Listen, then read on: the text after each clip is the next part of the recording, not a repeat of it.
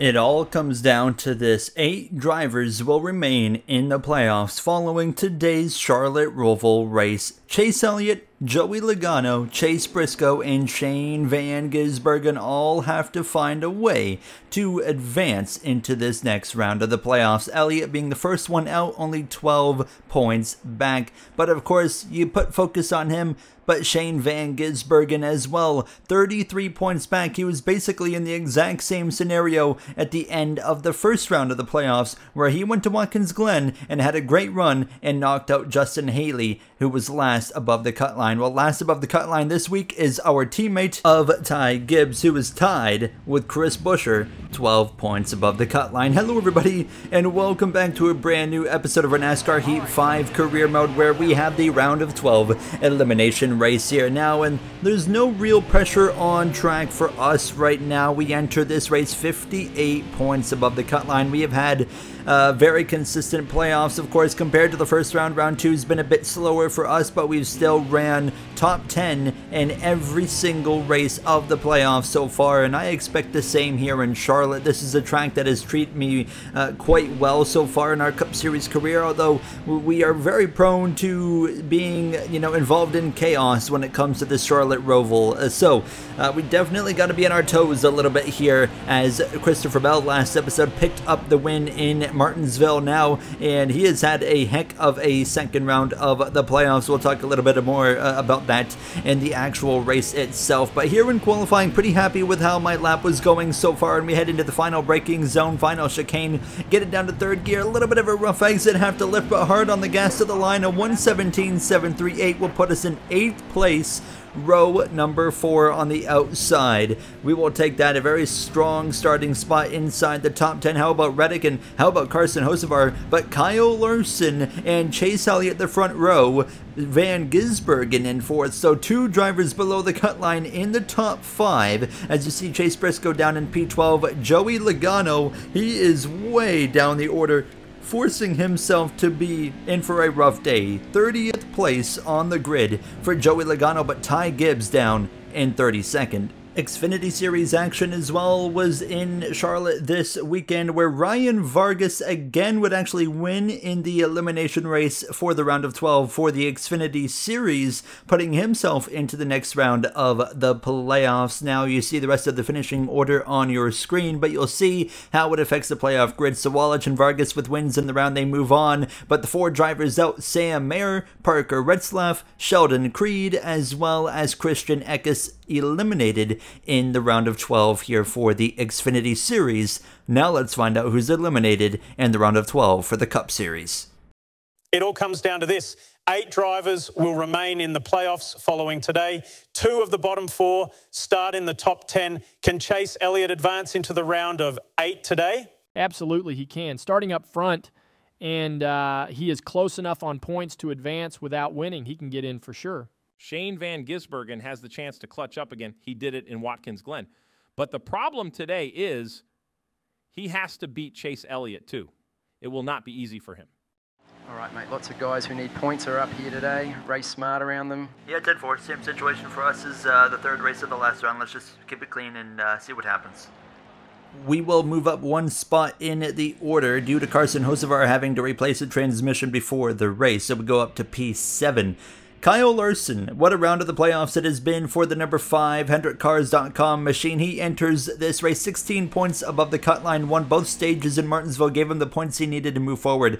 Larson has been the fastest driver of the round, but has had a little bit of bad luck in Kansas, and of course got kind of screwed over with strategy last week in Martinsville here. As he starts from pole position, we're racing from the Charlotte Roval round of 12 elimination race. Big names below the cut line. Chase Elliott specifically comes in 12 points below the line, and he's up here in the top 3 immediately.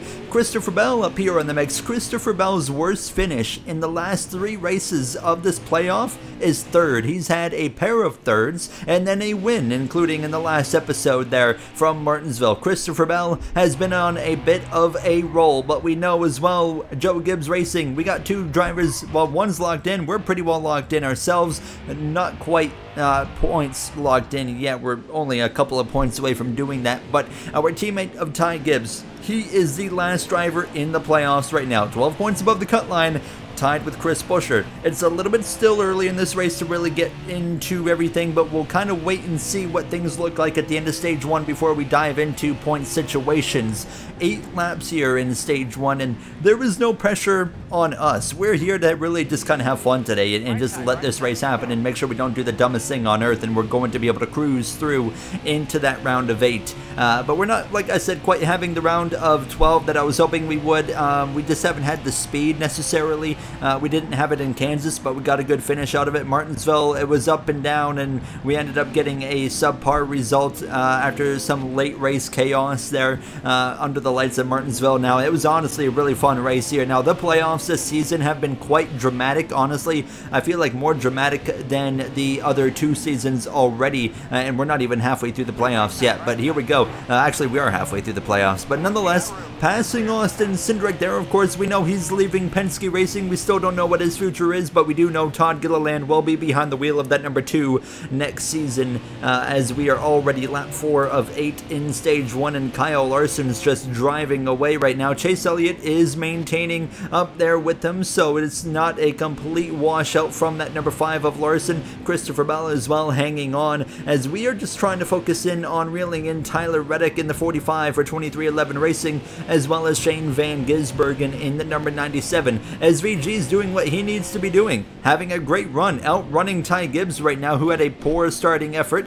but the problem for Shane Van Gisbergen is he has Chase Elliott running better than him, so this could get really interesting. But like I said, we're going to wait a little ways longer to kind of dive into those scenarios of what is going on and what's happening around us now. We will have live updates coming at the end of each stage, as SVG, you can see, doesn't quite have the speed he needs right now, and he's backing up the 45 a little bit, and they're both backing up, of course, towards myself, but it's a 3-car breakaway of Larson, Elliott, and Bell at the front. As you can see, us struggling a little bit there over the curbing in that final chicane. Already 2 laps to go and a very calm stage 1. Look at the gaps on the track map. I mean, there is some slow cars here that have held up some groups of cars, so we are quite comfortable right now just kind of running our race, letting things happen here. But the stage is actually going to end with 2 laps to go. Larson was about halfway done the lap, and it's going to end a lap early, so Larson is credited with another stage win, picking up lots of playoff points in this round even without winning races.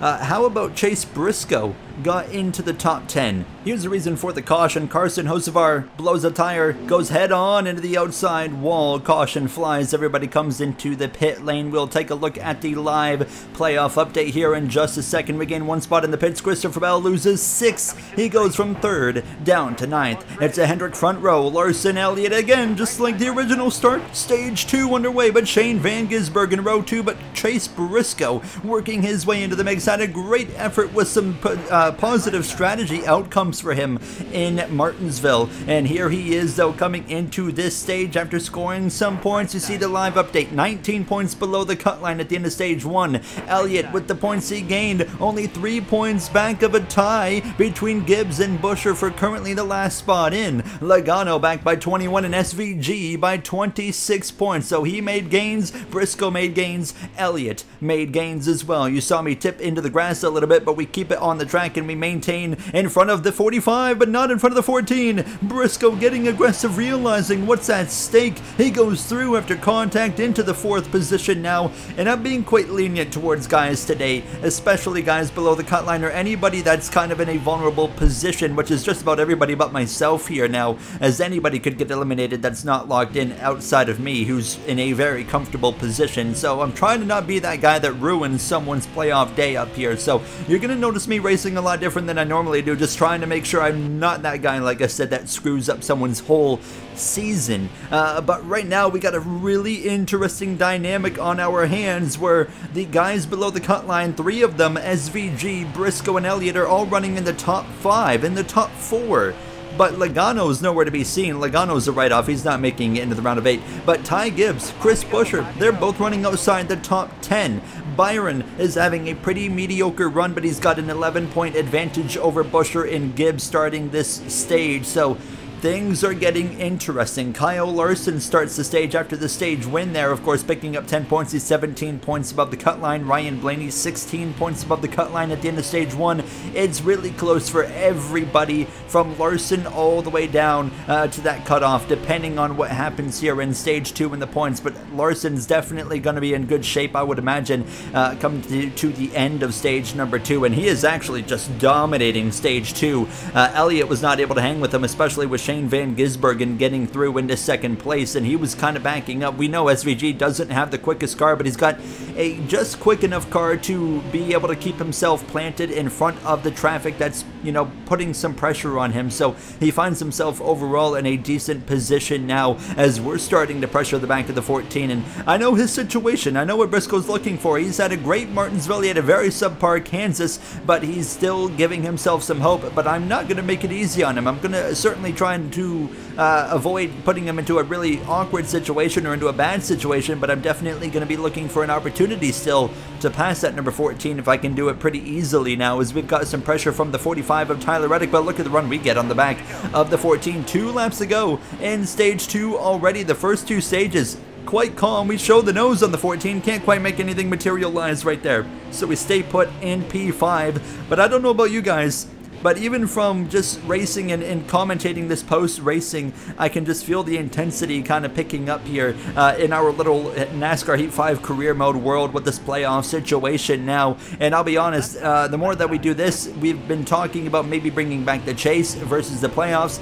I kind of like the playoffs because it just has these moments of intensity throughout the playoffs scattered in between. But nonetheless, coming to the final lap of stage number 2, Kyle Larson in full control. He won stage 1 and 2 in Martinsville. Things didn't quite work out at the end of that race, but now he's doing the same thing here in Charlotte. Will we see history repeat itself and maybe him lose again in stage 3? Around the outside of the 14 will gain the position. Crucial point right there could be lost for Chase Briscoe, but sorry, we gotta go. And as well, don't forget, we're trying to help our teammate of Ty Gibbs in case a worst case scenario arises here, and I think that's gonna happen because Chase Elliott is running good enough to get the points he needs to be above the cut line at the end of the stage, but we need to try and help our teammates. So here we go for a move up the inside of the Hooters machine. I don't think we're gonna see that sponsor on that car next season, but nonetheless, we pass Elliott. We move up to P3, gaining 2 crucial positions for our teammate of Ty Gibbs on this final lap in stage 2. Can we get one more over the 97 of Shane Van Gisbergen? It's not going to happen. He has a comfortable gap now. Kyle Larson in control as we have trouble Alex Bowman around, and that's going to be an awkward position to be stopped, and the caution is going to be thrown by NASCAR with, a quarter of a lap left here in stage 2, so it doesn't change anything. But Larson gets the stage win. SVG in the top 10, Elliott, Briscoe all in the top 5, Bell P7, Blaney and Byron crucially for them as well, building themselves a bit more comfort, both picking up some stage points. So we're going to pit for 4 tires, fuel, etc. No adjustments on our 19. We are in good shape now, and we might even have a chance to get in front of the 97 of Shane Van Gisbergen to be on the front row alongside Kyle Larson here for this restart. Gibbs down in 24th, Busher 18th. We do gain a spot in the pits and the playoff grid. That's the question. What does it look like? Well, following stage 2 dominance from Kyle Larson, he is the top driver on points after myself. We are basically locked in, so we have nothing to worry about. Larson 24 points above the cut line. Something's gonna have to go catastrophically wrong for the number 5. However, Ryan Blaney and Byron, although they scored stage points, they actually overall lose due to the drivers below the cut line making gains. But Blaney 15 above, Byron 12 above. If any of those two have some kind of mechanical failure, it would be game over for them. Chase Elliott gets into the round of 8 now. He is 4 points above the cut line to start stage number 2. As they run though, he is significantly further ahead in points. Chris Busher, Ty Gibbs start the stage, both tied. Busher, the last one in, Gibbs out. And then you go down to Chase Briscoe, 13 points below the cut line compared to Shane Van Gisbergen, 17 points below the cut line. These guys below the cut line have been making gains all day long. Chase Elliott Briscoe, SVG, putting themselves all in close position to get an opportunity here to go for the stage, or for the playoffs final round of 8, of course. And we'll take one more look a little bit later in the race at what the current running positions look like for the drivers and whatnot in their point situations and where they're running at that current time and how they shape up now. But now for us, we can kind of settle in again and focus in. Now we're not in a position where we need to help anybody. Kyle Larson, of course, 24 points above the cut line. That can still deteriorate and completely be gone. 24 points is not a lot of points when you look at it realistically. So we're still going to race to 5, you know, just the same as I would race the 12 or the 97 of SVG. But we're gonna as well, I mean, especially race a guy like Elliott hard, or a guy like Busher if that opportunity presented itself. Now as I make a mistake through the chicane, here comes SVG up the inside now, bringing Elliott, Briscoe, and Christopher Bell as well. We'll try and keep it pinned around the outside. I do not want to lose a position to this 97 now, as it could be difficult to get it back. We'll keep it up the inside. We stay ahead, maintaining P2. SVG tries a little bit of a crossover there, but now Chase Briscoe pounces. He's going to get past the 9 of Elliott, and as well he's alongside the 97 briefly, but Shane Van Gisbergen stays ahead into the right-hander, so he'll be okay for now. But Chase Briscoe trying to pounce and gain the points late in this race. There is a world where Chris Buescher and Ty Gibbs could find themselves eliminated from the playoffs at the end of today, as it really just all depends on where Briscoe and SVG end up. Can they gain enough points? That's the big question. Briscoe actually loses out to the 9. They were side by side back there, really holding up each other, and that was allowing SVG to kind of escape as well. But Kyle Larson, long gone down the road right now. That number 5 has just been on it all day long, and no different than what we saw in Martinsville, but we saw things go the way it did for Kyle Larson there. In Kansas, he was the fastest car early in the race, very early in the race. He drove from outside the top 5 to the lead in just a matter of laps, and then of course had that big tire failure, and that took him out of the race early. But we know that Kyle Larson, although he has not won a race yet here in the playoffs, he is a very serious threat, and if things go his way, he is going to win races. He's only got 2 wins this season, but of course wins have been very hard to come by for some drivers now. Christopher Bell at 3 wins, Ty Gibbs at 4 wins, myself at 5, but a lot of drivers are stuck at 1 or 2 wins apiece. We've seen such a diverse season here in the NASCAR Cup Series now, with all the different winners. Honestly, didn't quite expect to get to this point of winners that we've had as we go behind the camera, with now 14 laps remaining in this race. Kyle Larson still out in front here, but I was starting to find a bit of a groove, and I was starting to pull away from the 97 of Shane Van Gisbergen, but that wasn't very hard today, and he was drifting back to the cars behind of Elliott, Bell, as well as Chase Briscoe, and we were very slowly reeling in the number 5. We're still 3.4 seconds back, so, you know, we've got a lot of ground to make up here, but we also have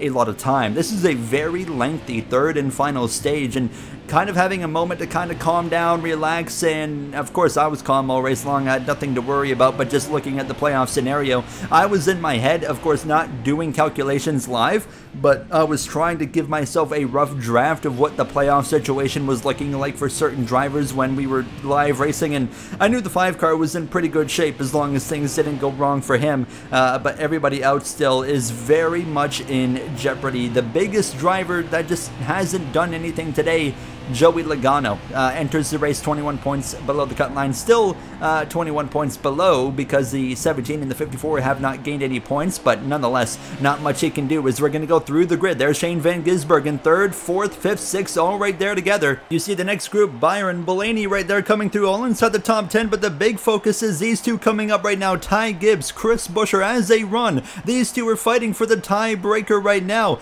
Gibbs, 1 spot ahead of Buescher, puts him 1 point above the cut line, but with Briscoe and SVG running the way they are currently, with Gibbs and Buescher running how they are, Briscoe is 1 point below Ty Gibbs to get in. Shane Van Gisbergen is only 2 points below, with Logano being back by 17. It is game on. Elliott, Byron, Blaney, Larson, all in okay condition right now, as we are really just focused on, at this point, Gibbs, Buescher, Briscoe, and SVG. 4 drivers are going for 1 position. Who is going to come out on top? Is it going to be SVG, who could do it again? What a miracle run he did in Watkins Glen, and he's trying to repeat it here after being 30-plus points below the cut line coming into the elimination race now here. As you can see, though, the focus in on Kyle Larson with 10 laps to go. We are closing in on the number 5 as this run goes longer now, so certainly indicating that we have a long run car, and that 5 car doesn't. Look at the gap closing here, but the fuel light is on. We are going to get a proper green flag pit cycle here from this Charlotte road course here today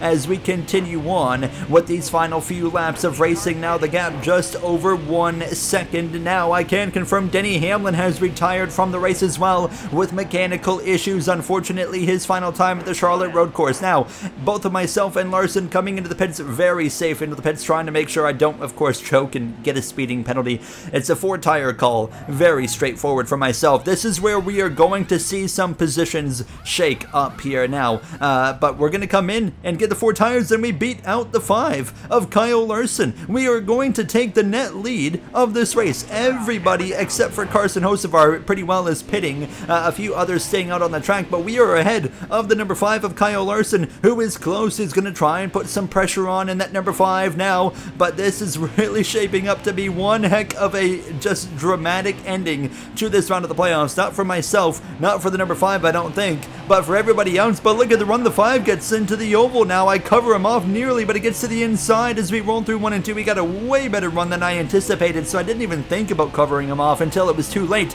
We outbrake the number 5 into the back straightaway bus stop chicane, but Larson has the edge. Now we go over the curbing, and Larson's gonna get it. He returns to the net lead of this race as the number 27 of Sammy Smith. That was not Carson Hocevar. Sammy Smith, that is, coming into the pit lane, sacrificing the lead, so it's going to return to Larson and myself in a 1v1 duel here for the victory. We have 5 wins on the season, but a poor exit, and Larson putting that short run speed to the advantage in that number 5 now, as he is starting to open up a bit of a gap. But here we actually surprisingly come up on some lap traffic. Corey LaJoie announced recently he will be leaving the number 48 at the end of the season for Rajah Caruth. Now is under pressure from his teammate of Kyle Larson. 48 is going to try and hold you up here. Don't waste time on him. You hear our crew chief James Small just saying, hey, don't waste your time. That 48 is probably going to try and help the 5 and build him a gap and hold us up. And now we roll through the oval 1 and 2. He's not really doing the 5 any favors. He's actually opening the door for me on the exit of turn 2 on the oval. We go to the outside, but now he throws the block. Larson's going to go up the inside. I'm not wasting time. I shove the 48 into the corner. He spins. He slides into the 5. Larson contacts the wall. LaJoie spins round. Not quite what my intention was, but we stay green. LaJoie is going to rejoin right in front of SVG, Elliott, Bell as well, and Chase Elliott's going to go through and take the position from the 97, and the 20 will follow through as well. SVG loses a few crucial positions. Who makes the round of 12? That's the big question now, and I can confirm, I can't get an update on exactly where everybody is running right now, but I was able to get confirmation that during the pit stop cycle, Ty Gibbs had gained several positions. I don't know if he did a 2-tire stop or what, but something went in his favor, and he is up inside the top 15 now, and he has put about 5, 6, 7 positions between himself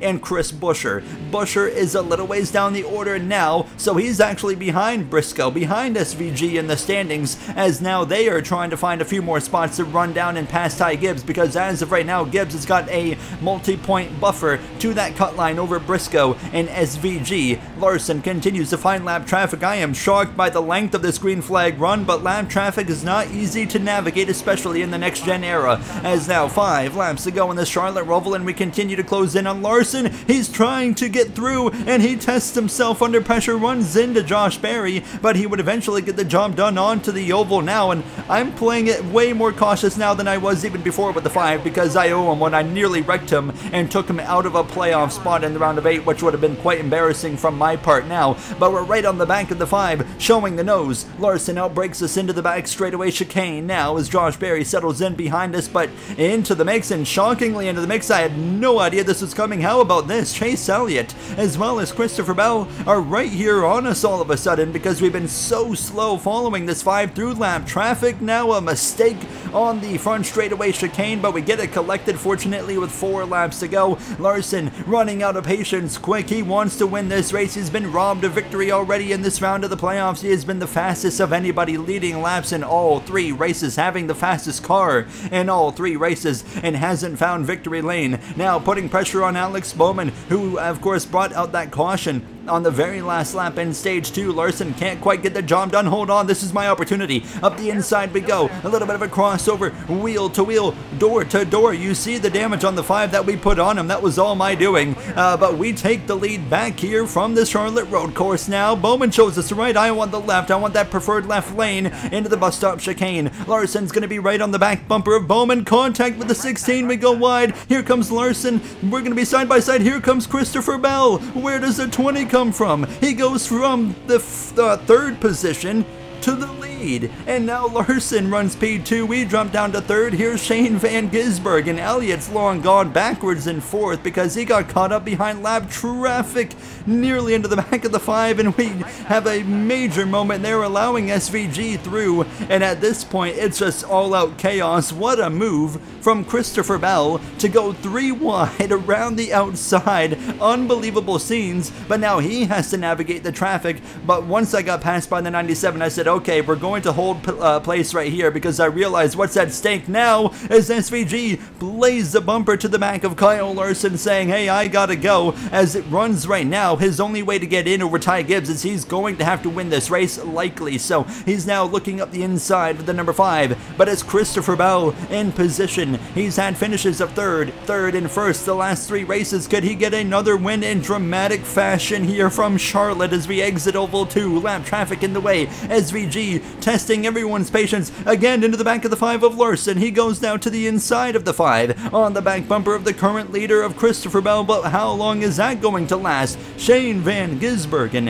into 2nd place, looking for a miracle. 2 rounds in a row, trying to be in just full-blown clutch performer, as now you can see Bell puts a car between him and 2nd place of SVG, as we are all stacking up here as we run into the back of the 5 numerous times. 2 laps to go, and Chase Elliott's back into the party now. Kyle Larson looking up the inside of the 97, and here comes Elliott, and now Bell has put 2 cars between him and 2nd, 3rd, and 4th, as well as 5th, and if he can get past that 1 more lap car up there, it's going to be story over for the 5 of Kyle Larson, who won't be able to win. And now Bell, sure enough, clear of, I believe that's Riley Herbst. Yes, it is. And Christopher Bell is going to run away. He's going to do it unless something goes wrong. Bell has just stolen a win in these closing laps, and he's going to get 2 wins in this round of the playoffs. And I mean, really one-up me compared to what I did in that first round. We're pushing the back of the 97 of Shane Van Gisbergen now as Kyle Larson maintains P2. We clear the 9. Briscoe back into the mix as well, but they're all scrapping for positions, but Ty Gibbs has just enough points right now as it runs to hang on to the final spot, and that means the 14, the 97, they will both be eliminated as it runs, but Chase Elliott will advance unless something crazy happens on this final lap, which is now underway. An unbelievable race, and now we go around the outside of SVG back into P3. Kyle Larson's finally getting through on Riley Herbst now, but we close in quite dramatically to start this final lap. I cannot believe the way this race has gone, and I'm also quite in shock that we just had a fully green 3rd and final stage. We never get that. Even with relaxed yellows on road courses, we always see a dramatic caution. We did not need cautions for drama today. It was confusion, drama, intensity all race long, with drivers below the cut line running well, drivers above the cut line, the 2 drivers right above it, having poor performances. However, when it's all said and done, the consistent driver, Chris Buescher, has a bad day, and that's going to put him out, as Chase Elliott was able to make up the points and keep his championship hopes alive. But Christopher Bell, after a brave, bold 3-wide move around the outside of Larson and myself, he goes back to back and he wins the Charlotte Road Course, win number 4 on the season. Larson 2nd, myself 3rd. What a race! They're drag racing to the line between SVG and the 9. SVG gets him at the line. Christopher Bell gets to celebrate another win. unbelievable scenes there as he is really propelling himself forward as a championship favorite at this point. But you'll see the finishing order, of course, on your screen. But I mean, unbelievable scenes, seeing those guys that were below the cut line all having such good runs here up inside the top 5 and top 10 as well. But at the end of the day, it was Ty Gibbs getting just enough positions, finding track position late after the pit cycle to get P14 compared to Buescher, who got P18, so Gibbs put himself 6 points ahead of that 17. We'll look at the playoff grid now. Hamlin as well finishes last with a mechanical issue, and as well Austin Hill out of the race. But there it is. I mean, it got so tight, way tighter than we expected. Gibbs makes it by 4 points over Buescher, Briscoe out by 5, Shane Van Gisbergen out by 8, Logano out by 28. We need to hype up Chase Briscoe, going, of course, to RFK Racing next season. He really did not give up right until the end. What a drive from the 14 in Martinsville and Charlotte as well. Imagine if he would have just had a top 15 run in Kansas, he would have made it into this round of 8. But it's now Bell, Chastain, myself, Larson, Blaney, Elliott, Byron, and Gibbs who will fight for a spot in the Final Four. We'll look at the updated playoff grid in the next episode to kick off a very tricky round of the playoffs in Dover. I'll see you guys next episode. Thank you for watching and have a great day.